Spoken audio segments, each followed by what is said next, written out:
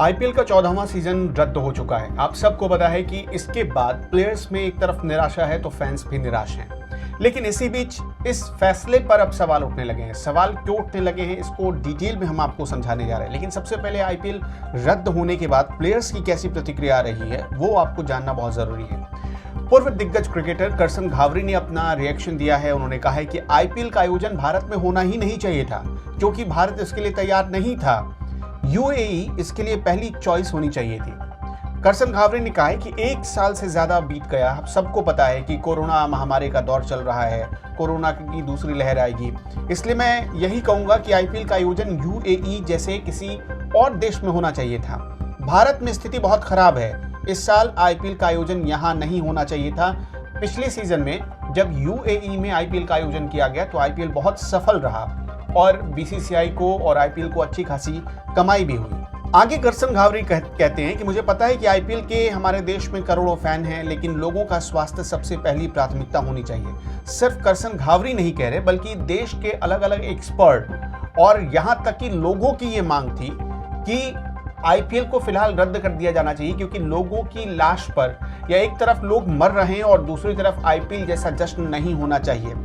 लोग संवेदना से इसे जोड़कर देख रहे थे, लेकिन बीसीसीआई ने इसे रद्द करने का फैसला लेते लेते बहुत देरी कर दी। इसी बीच एक ऐसी रिपोर्ट आई है जिसके बाद आप भी बीसीसीआई को लानत भेजेंगे। अगर आप एक क्रिकेट फैन हैं तो आप भी बीसीसीआई को लानत भेजेंगे। टाइम्स ऑफ इंडिया की एक रिपोर्ट बताती है कि आईपीएल गवर्निंग काउंसिल ने बीसीसीआई को एक प्रस्ताव भेजा था। आईपीएल शुरू होने से पहले यह प्रस्ताव भेजा गया था और इस प्रस्ताव में 2 टूक कहा गया था कि भारत में जो स्थितियां हैं वो आईपीएल के लिए बेहतर नहीं है, यानी कोरोना महामारी का दौर आ सकता है। इसलिए यूएई इस पूरे सीजन को, जो आईपीएल के 14वें सीजन को यूएई में शिफ्ट कर दिया जाना चाहिए और यूएई में इसके लिए पूरी तरह तैयारी भी हो चुकी है। लेकिन बीसीसीआई ने भारत में ही आयोजन करने का फैसला किया और इसकी वजह देखिए कि क्या हुआ। कोरोना की वजह से पूरा सीजन कैंसिल करना पड़ा है। कई प्लेयर्स ऐसे थे जो कोरोना पॉजिटिव हो गए।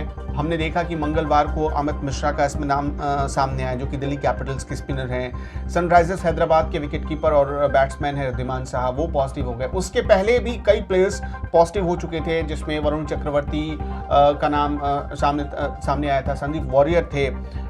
चेन्नई सुपर किंग्स के कई स्टाफ पॉजिटिव हो गए थे। लेकिन बीसीसीआई ने यूएई आईपीएल को शिफ्ट करने का फैसला नहीं लिया।